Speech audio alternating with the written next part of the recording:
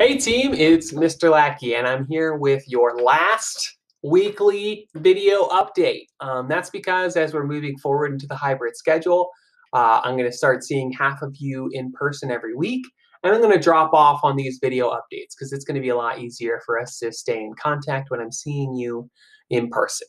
Um, Speaking of this move to hybrid here, that's what this video is all about. I've actually used the same video for my chemistry and zoology classes this week because the information is so general that it actually applies to both groups. I want to talk about how we're going to break it down in our class. I think this is how most classes are breaking it down, but I'm not 100% sure. So I wanted to spell it out for you guys. So this week on Wednesday, most of you will return to school if you're in cohort A. And the way that we're going to work this, let me talk about cohort A first. So cohort A, you're going to come to school.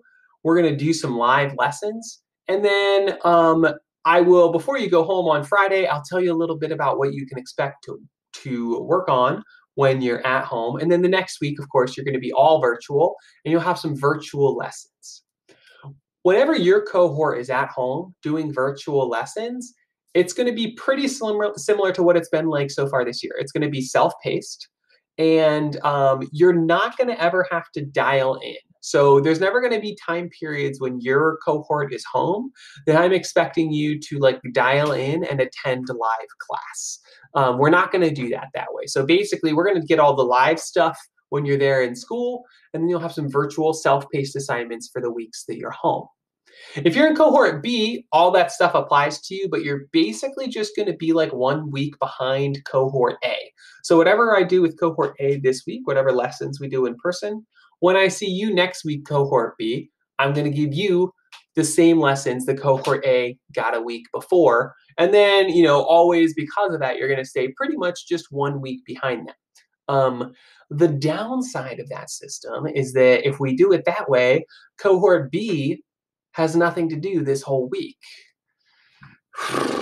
Don't worry, I came up with some stuff for you guys to do. So as your teacher, in all the classes I teach, there's just so much great information in the world that I see and hear and read and listen to.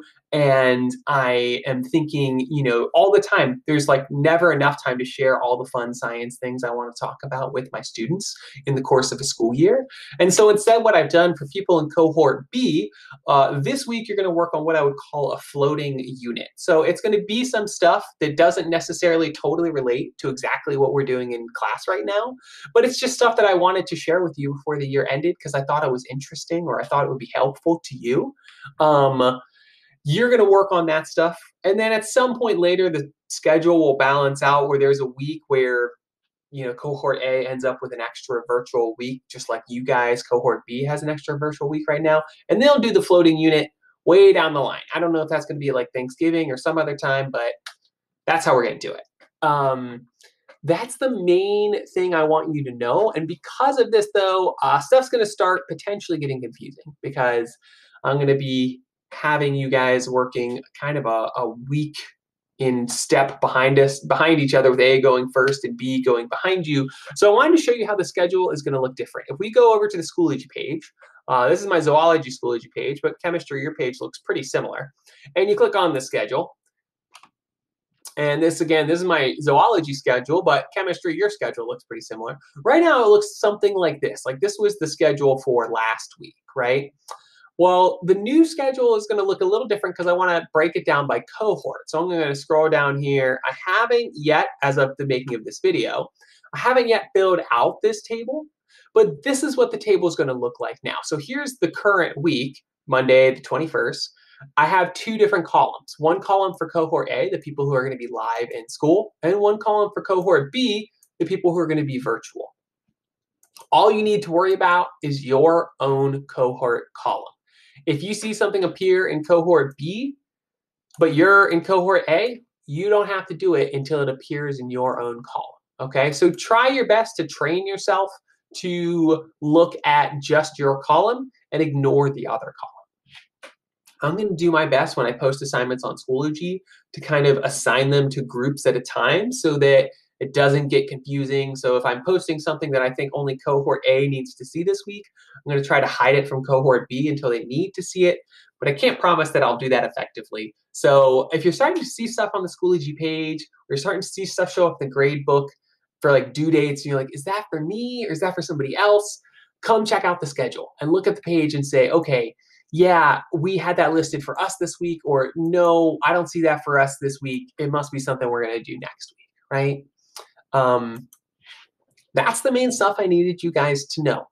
I'm very excited about getting to actually meet some of you in person. I only have so many repeat students, but there's lots of students in my classes that I've never actually met. And some of you guys I know almost nothing about.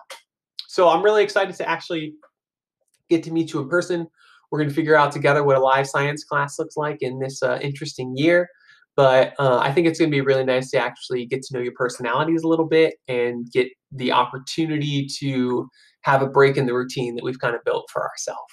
So I hope you guys enjoy the last, if you're in cohort A, the last few days at home before school starts. If you're in cohort B, enjoy this last virtual week before you come back to the building as well. Of course, whatever cohort you're in, if you need me, if you have any questions, if you want to touch base before school begins, reach out to me and I will be talking to you guys soon. All right, have a great week and I'll see you later. Bye.